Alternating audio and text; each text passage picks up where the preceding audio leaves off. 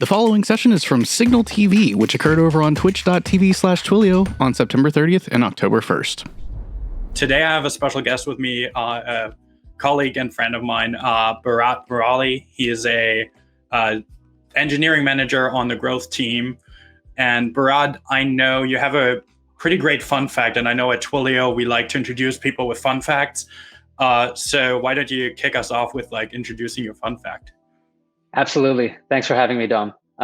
So my fun fact is a few years ago, I had the opportunity to teach Jim Cramer how to build a quick 5-minute Twilio app on his show, Mad Money. And so that was a great opportunity to sort of show off what Twilio can do really quickly and to be on a really popular show.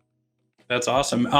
So I know for the non-Americans, Mad Money or Jim Cramer might not ring a bell. Can you give a bit of background of what that means, just for people to understand how this is awesome and the scale of this? Yeah, absolutely. So Mad Money is Jim Cramer, first of all, is sort of a financial guru, really respected in the United States, and he has a lot of really great insights about finance and stocks and where to invest. And so a lot of people tune in. He has a really energetic show called Mad Money, where he sort of goes through all his ideas and where he thinks, which companies he thinks are doing well in the market. And so sort of diving deeper into the app that he built, it was a stock of the day app where you could text a Twilio number and get Jim Cramer's recommended stock for that day. That is awesome. What was actually the trickiest thing about that? Did he grok the idea of Twilio, or what was the thing he had to understand a bit more? Yeah, so it was actually mostly around understanding that Twilio is a platform, and you can do whatever you want with the tools that we provide. He was mentioning that he had some ideas around businesses and engaging with his customers. And when he understood the building blocks that really made Twilio powerful, it sort of blew his mind. And for him, it was magic. We call it the aha moment or the Twilio magic. And when he saw that he could type something into a browser and someone in the world could text that phone number and receive a response that he had put into the browser, he was blown away. And he didn't realize all those connections were automatic and immediate. That is awesome. Robertable says that this sounds like a very fast way for him to make bad decisions and lose money. Yeah, so this is awesome. I love always hearing about stories from people exploring Twilio for the first time. I know since you're working on the growth team, this is something you have to think about all the time. But for people who don't know what our growth team actually is about, can you quickly introduce what your team does? Absolutely. So the main mission of the growth team is to democratize Twilio. So regardless of who you are, what your background is, what your skill sets might be, you should be able to see success and be successful using Twilio to solve your problems. And so, a couple of examples: if you're a developer and you have a project in mind and you want to, engage with other people in the world and you think Twilio can help you out, we want you to figure out how to do that as quickly as possible. And if you're a business owner, you don't necessarily want to write code, but you still know that Twilio can impact your business. We want you to understand how Twilio can impact your business and have you engage with your customers as quickly as possible. That's so awesome. So I know one of the things that you've worked on, because we partnered a bit on it, is a project called Twilio CodeExchange. And that's part of why we're here today. Can you actually talk a bit about what CodeExchange in general is? Yeah, absolutely. So I always, when I talk about CodeExchange, I like giving an overview of it, but it's really rooted in the problem that it's solving. So let me start off just by telling you about what it is. It is a one-stop shop repository for Twilio code samples. And you'll see samples that are contributed by Twilions, so people at Twilio, by our partners, and by members of the community. But essentially, I mentioned the problem set. I'd be happy to dive into that as to the reason behind why we built CodeExchange. But if you are looking to build with Twilio and you want to see something that's ready to go, CodeExchange is the place to start. Awesome. Can you actually show off CodeExchange to kind of like give us an idea of like what it looks like? I just popped the link into the Slack channel, but yeah, absolutely. So this is, if you go to twilio.com/CodeExchange, this is what you'll see. You'll notice as I scroll down that we have all these apps sort of organized into tiles, right? And they have a title. You can see the associated Twilio product. So in the first one on the list here, we have video. There's a little blurb about what that sample app is, what that code sample is, as well as languages that are supported within that code sample, and also labels. So these labels are really useful in grokking, what kind of app this is. So is this, you can see like COVID use case. So if you're looking to build something for a COVID use case, you can filter by this to look at all the apps that are relevant for that.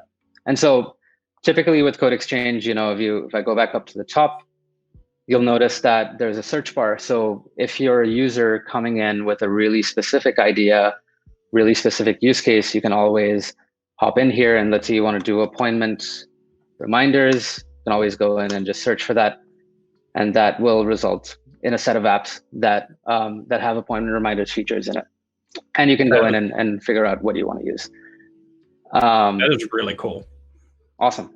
And yeah, that. The cool thing here is, if you're a developer, oftentimes when I'm building something, I'm really comfortable with a set of programming languages. And so if I'm learning about Twilio, I'll always say like, you know what, I'm a Python developer and I think Twilio SMS is cool in concept, but I want to know what I can do with it. So I'm basically, I can go over to this left nav here, which has a set of filters, and I can say, I'm interested in building an SMS product in Python. Let's see what I can do. And I can just take a look at all these different apps that show up and say, you know what, a passcode protected SMS bot is really interesting. I want to go play with that and see what I can do.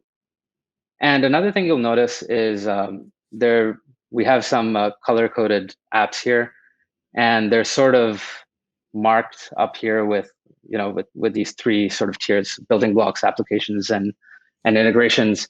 So if you scroll down, you might see, and if you go through the next pages, you'll see everything here is an application.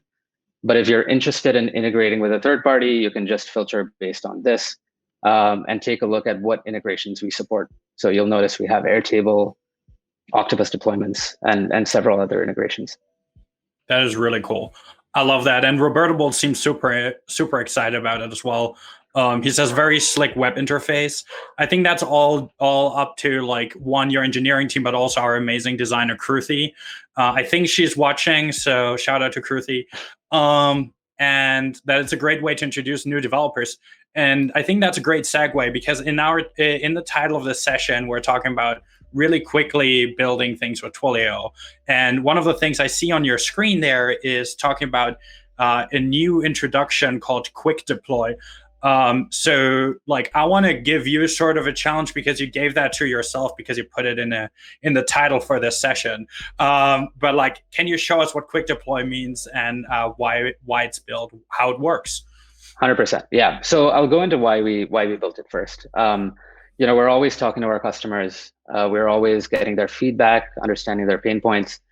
And at the start of the year, when we spoke to a set of our customers, there were a few threads that were coming in, consistently. The first one was sort of, when I break it up by our customer segment, was for developers. Many of them were seeing success, following our docs, sort of like what we call an IKEA style assembling an app from scratch, right? You start with nothing, you go through the docs, you pull in all these pieces, and you build a Twilio app. But we heard from many of them that, that's not necessarily how they learn. And that's not how they build. They want to start with something that works. So they want to, they want to see the value of Twilio without putting in a whole lot of effort, and then build on top of that. And so many of them would go searching for code samples. And we didn't have like a central place where these were organized or structured. And so they would really struggle to find the thing that they really needed to find. Another thing we saw was with a different customer segment completely. And this is, in the industry, it's called citizen developers. But the way I think about them is people that don't identify as developers, but still want to build on a technical product. And so they look for low code or no code solutions. And we were really not doing a great job with this customer segment. We weren't giving them a clear path to finding like a no code solution, at least from a sign up perspective. And another really interesting part is that this particular segment was growing really fast. And so we knew we wanted to address it. And so CodeExchange was, a really clear step that we had to take in order to organize all these code samples. But we also knew that this could operate as a space where we make it really easy for someone to go from a use case or a code sample to something like a Twilio Functions. Big shout out to that team for building a great product, fantastic serverless API. If we can be that orchestration layer that connects the dots, so going from a use case to having something completely deployed and ready to go in no time, so that without writing a line of code, you can actually see that Twilio doesn't just send an SMS, but it actually solves your specific use case. And that was the whole idea behind Quick Deploy. Awesome. That sounds great. Can you actually show it? I know, at Twilio, we believe in doing live demos. So let's try this out.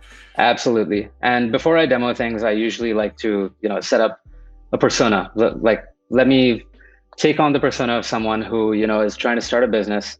And, typically when I want to start something, there are two main things I care about. Engaging with my customers. I want them not just to be able to look at a website, but also call in to get more information. And the second thing is I want them to feel secure within my website. So usually, that comes in the form of something like a 2FA, where when they sign up and log in, they know that, there is sufficient security protocol. And so with those two ideas in mind, let's say I've heard about CodeExchange and I want to go in and explore. The first thing I can do is click on this banner here just to see the Quick Deploy apps. And that takes me to a view with all the Quick Deploy apps. Now, the first use case I mentioned was letting my customers call in and get more information about my business. So I know that's a voice product, so I'm going to filter by that. And the first thing, I see a bunch of apps here, but the first thing I see in the list is basic IVR, which seems like exactly what I want. It's a phone tree that gives callers information based on what they put in, like what their inputs are, right? And so if I click into this, it's going to take me to a page that gives me more information. So user would call a Twilio number. They'd be presented with 3 options: talking to sales, hours of operation, and address. This sounds like a great starting point for me. So I'm going to go ahead and see what it means to use Quick Deploy, right? And in my case, I'm already logged in. I'm already signed up and logged into Twilio. So it automatically pulls in my account name right here.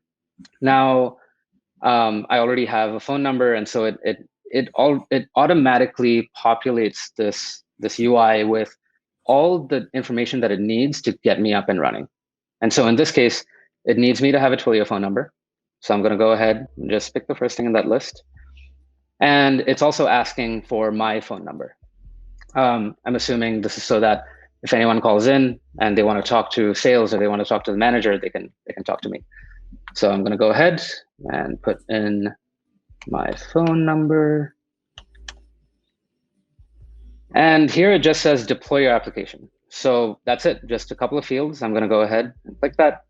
And what's happening behind the scenes is we have an orchestration layer called Maestro that's actually going in and setting things up behind the scenes. So it's provisioning Twilio services. In this case, it's taking this app that just exists as code and deploying it to our serverless environment. And using this phone number and the information that I've provided, it's hooking everything up internally so that once this is deployed, I don't have to do anything. It just works. So you'll see that this completed within about 10 seconds. There are a few options here. It says, if you think you made a mistake, you can always refresh the page and rerun this with different inputs. But also I can go in and edit my app directly in code. But for now, I just want to go and see how this works. So let me go ahead and click on this. And it takes me to a page where it gives me some information. It says you should be able to call your Twilio number and it should just work. So this is pretty exciting to me. In a couple of clicks, I've gotten to a point where this should just work. So I'm going to pick up my phone and my Twilio phone number is right here. I have it saved already. So I'm going to call this number and put it on speaker, and hopefully all of you can hear exactly what comes through. The magical moment. Let's see if it works. Please press 1 or say sales to talk to someone. Press 2 or say opening hours to hear when we are open. Press 3 or say address to receive a text message with our address. So I'm going to go ahead and press 3 to get the address of my business. We will send you a text message with our address in a minute. So it said it would send me a text message with the address. Let me go ahead and look at my messages. And as promised, here it is. That is awesome. I love that. And so out of the blocks, just ready to go. And now the cool thing here is, let's say this is a really great app that sort of just sets things up. And let's say I want to go in and customize things. So let's say I don't want them to talk to sales. I want them to talk to support. I want to add more options. In this case, I know option 1 will dial my number. And so let's say I don't want people to be able to reach me for any reason. I can just go in to edit this code. And this will land me directly in the functions UI. This is a beautiful new UI. There are some talks that focus on this product, but I can click into the various functions in here. So there's one that's called handle user input. I'm just going to go ahead and click on that. And as this loads, I see a bunch of code that's basically handling my input or handling user input. And here you can see that there's a line that says twiml.say, thank you, you'll now be forwarded to our sales department. And then it dials my number. So let's say I don't want that. I am just going to get rid of that line, hit save. And now when I hit deploy all, it's going to deploy this change to the same app. And it's just going to be updated the moment this deploy is complete. So you can follow the logs in here. You can see it's building and now it's deploying, and that's it. It's done. Does that mean we can call it now and I can call it and see if it works? Yep. Do you mind if I share the number with the audience so they can give it a try as well? Absolutely, go for it. All right. So this is the number. I'm gonna give it a call myself. If you want, give it a call. See if it works. Or if we just kind of stage this whole thing. So it's 657-549-8350. Sorry for the folks that are outside of the US, but I'll put mine on speaker to see if it works. Please press 1. Awesome. So that's working. So I'm going to press 3 instead. Let's see. See what happens. Silence. Did I break the app? Did say something. Let's try this one more time. Speaker. Please press 1 or say sales to talk to someone. Press 2 or say opening hours to Say hear 2. when we are open from 9 a.m. to 5 p.m. Awesome. So it is working. That's really cool. I love that. And you explained this entire thing to us, how it works and everything. And it still took you less than 5 or 6 minutes. Exactly. So that's really awesome. And Robertable is verified. It is working. That's great. It did not forward you to the sales department because Bharat just removed that line, and so that we are not all calling Bharat's phone. Exactly. Cool. Yeah, this is great. Love that. Do you have anything else prepared for us? Yeah. So when I started off with this demo, I also mentioned that I wanted my customers to feel secure and safe in my website, right? And so I've heard that Twilio supports Verify, a Verify product, and they support 2FA as a use case. So I'm going to go back to the main CodeExchange page and follow along in very similar steps as what I took previously. So I'm going to once again filter by quick deploy apps. And in this case, instead of voice, I'm going to go with Verify as the main product that I care about. And so you'll see 3 apps show up here. The first one says one-time passcode. The blurb says start and check one-time passcodes, OTPs, which sounds once again like exactly what I want. I want customers to be able to verify their number.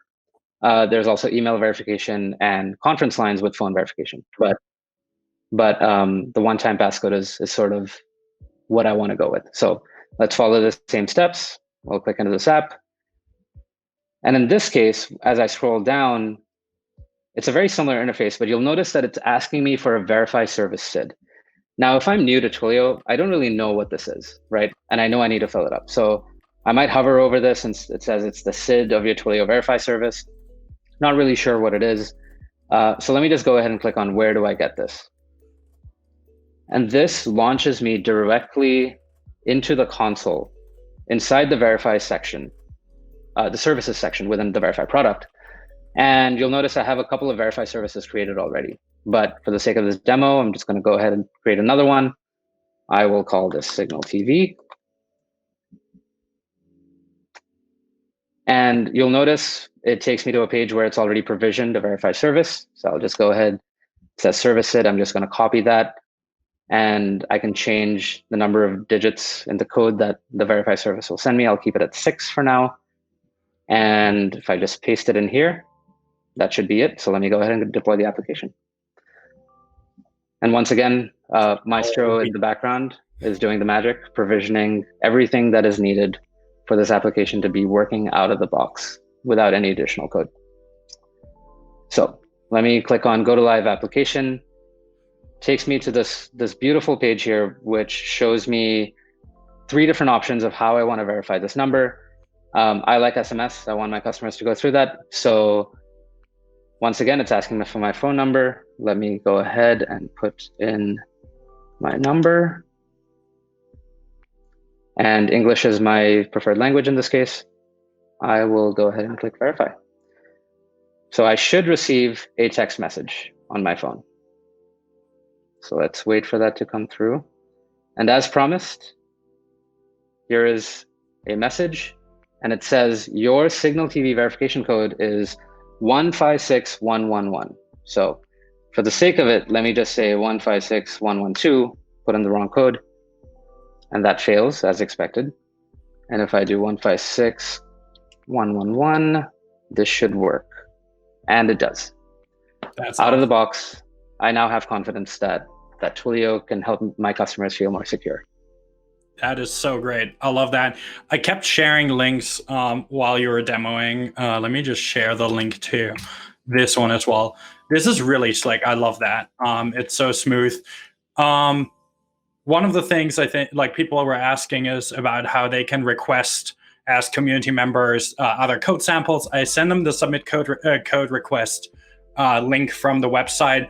I think it is also at the bottom of the page if people are looking for it. Later on, they should be able to find it at the bottom of the page. Exactly.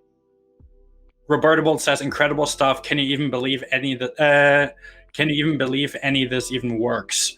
Yeah, I think it's incredible. It's all powered by Twilio functions. In fact, if you want, you can contribute your own Twilio functions samples on GitHub because all of them are on GitHub, so you can pull them down from there. If you just want to take a look at the code ahead of time, there's also always a view code button, right? Like I saw like a view code section. That is exactly cool. All right, so we're running sort of short on time. I was wondering if there's any other things you wanted to talk about or show us. Also, yeah, Kelly Robinson, shout out to her. She actually wrote this 2FA sample that you just saw, and it's really slick. It's amazing to see it work. But Bharat, anything else you wanted to share? Just a couple of small things. First off, a big shout out to the growth engineering team. I think they've worked really hard on this, and we're all looking forward to hearing feedback from all of you on what you think. There are many different directions in which we can take this product, and I think you have the power to sort of influence that. So let us know what do you think. Let us know if there are additional use cases you'd like to see supported, additional languages. We're always listening. That is great. That is awesome. I'm checking if there's any more questions on the chat. It seems like Robertables. Robertables just wants Dancing Babies, which is a reference to one of my streams. No Dancing Babies right now, and I won't merge any pull requests, Robertables. But I think that's all we have for today. So there's going to be another session right after this, so definitely stay on, but at least for us to That's it. If you want to check out more, check out CodeExchange. Also, shout out to the developer mode. It has links to the various different demos, and some of them have quick deploy. But that's all from our side. So thank you so much, Bharat, for joining us. Thank you. Thanks for having me. We'll have more sessions from Signal TV coming really soon, so if you're not subscribed, subscribe now. In the meantime, check out one of these other videos appearing on screen right now. We'll see you real soon. Until then, I'm out of here. Bye.